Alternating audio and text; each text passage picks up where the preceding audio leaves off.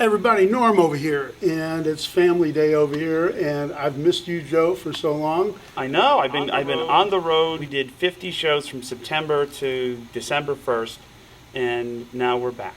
And it's how many shows on the year total? 100 and, well, we're 111 of 112. I got one gig left, and we're doing this Warren Haynes charity. So jam. roughly one every 3 days for the whole entire year. Yeah, and it's basically when we are on tour, it's 5 a week. It's usually 2 on, 1 off, 3 on, 1 off, 2 on, 1 off. You know, it's. You're a hard-working guy. How do you keep your voice? Because I mean, you work your butt off when you're on stage. You know, I'm not a great singer, but yes, you are. But I've learned to be a singer that can do it day in, day out. It's. The key is after I turned 25, when I didn't know how to sing at all, I know the fundamentals of it. Your voice starts to change and your body starts to change, and the stuff that you could do, when you're 21, you could just shout into the microphone and wake up the next day and you're fine. Here, when you're 40, it's a little bit different, and you just have to kind of learn. I always suggest take some singing lessons and understand breathing techniques. But that and the head voice and everything else. It's just like when you play the guitar. It's like you need to understand.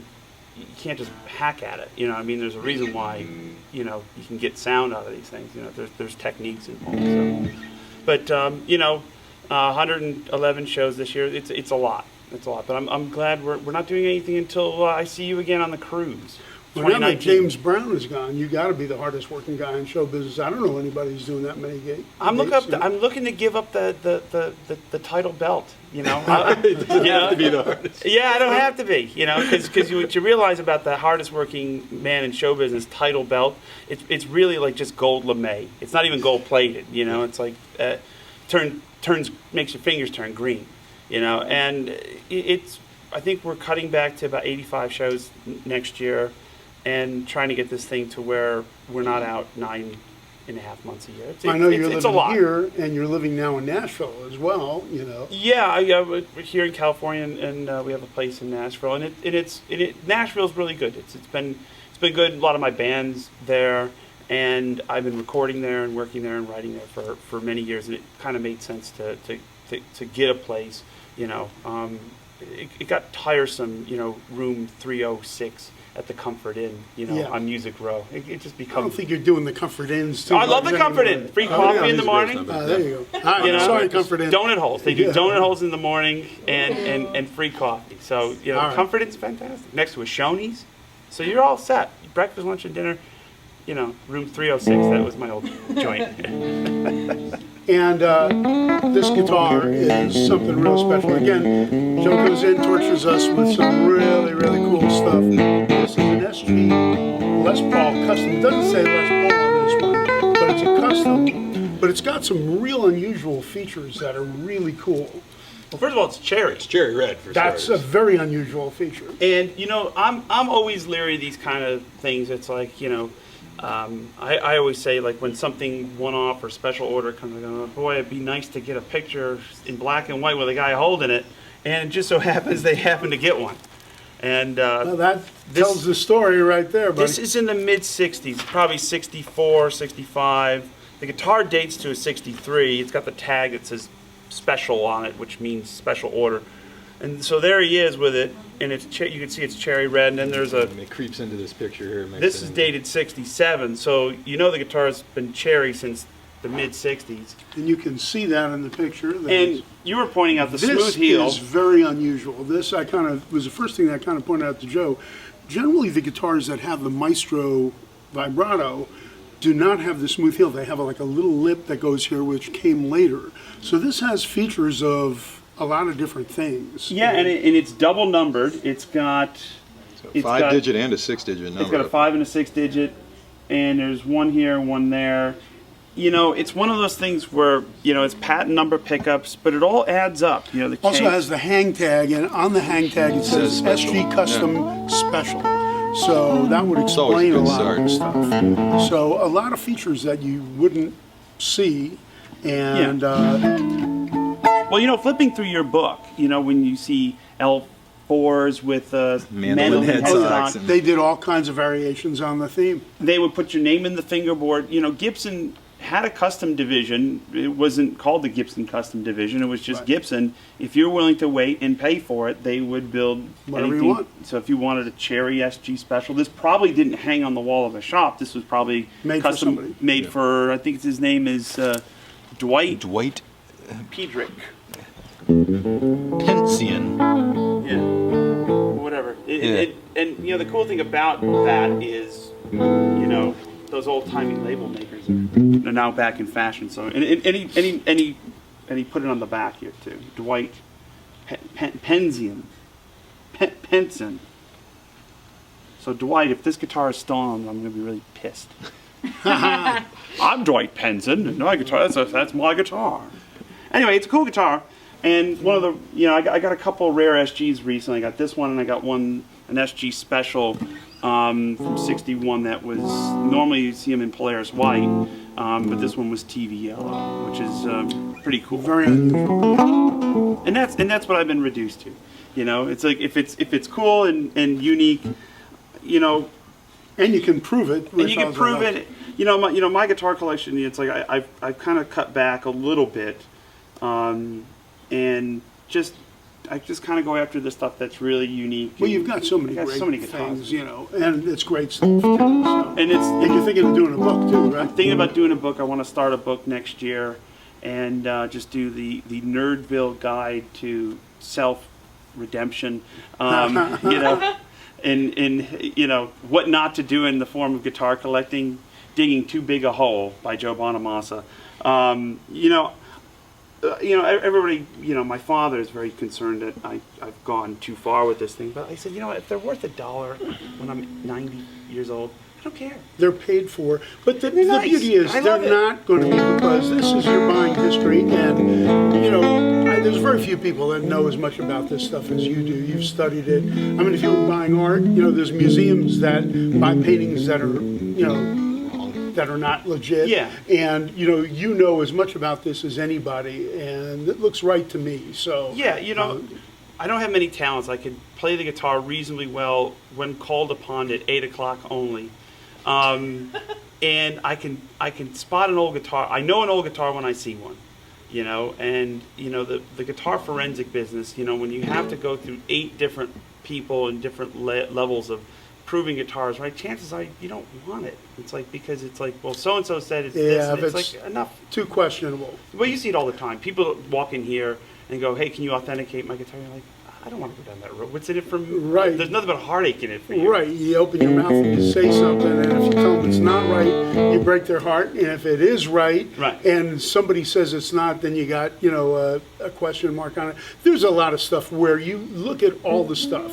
If something looks funny, it might be funny. Better off just, taking a pass. Yeah, and I mean, I've had cats show up with questionable Les Pauls at my gigs with printouts of forum discussions about the guitar going on page I won't go 37. there. Yeah. On page 37, so-and-so vouches for my guitar.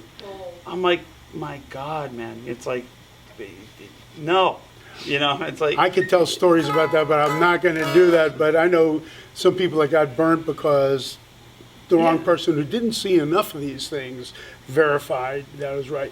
But you are a connoisseur of beautiful guitars, and also clothes when you see it. He's got a beautiful hat on there. He dresses to the nines. My best outfits are always free, including this hat. Thank you very much. Came free with the amp I bought today. There you go. Well, how does this thing sound? Let's hear a little bit. The cool thing about it, I just realized that this is the first time I plugged it in, and these things are normally out of phase, but it's not.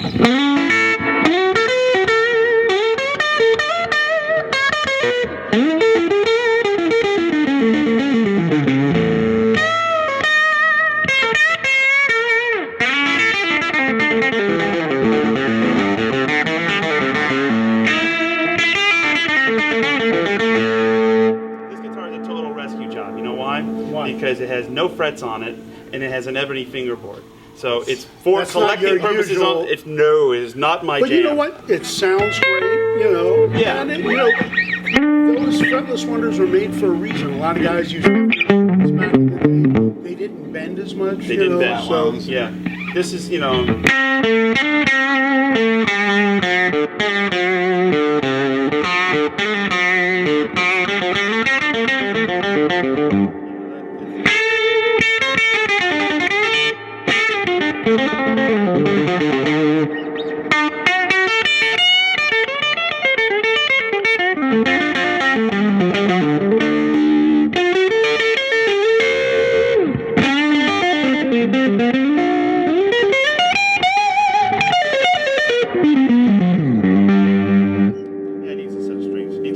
And our buddy Les, I mean, I heard him do some stuff with these fretless wonders that were just, that was his idea, you know, so, I mean, that made sense, you know, so. Well, he was trying to get the cleanest sound possible out of these, and, you know, you get the action, the whole idea of a fretless wonder is it's super low action, super heavy strings, you know.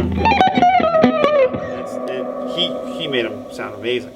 But what's kind of funny is unintentionally, you know, when guys started turning these things up, they realized there was a whole other beauty to these guitars other than what Les was doing. Yeah, turn the amp up, turn the guitar up. It's like, you know. Yeah, these are, you know, it's, the whole thing was back in the 50s and the early 60s, and even into the late 60s, was how many sounds can you get out of the guitar? You know, it's like add an extra pickup, you know, you have 7 different sounds, you know, and your tone.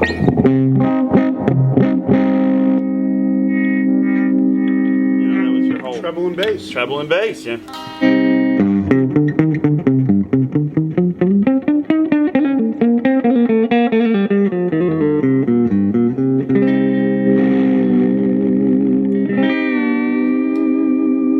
Gibson stuck with this tailpiece, man. They stuck the landing. Yeah.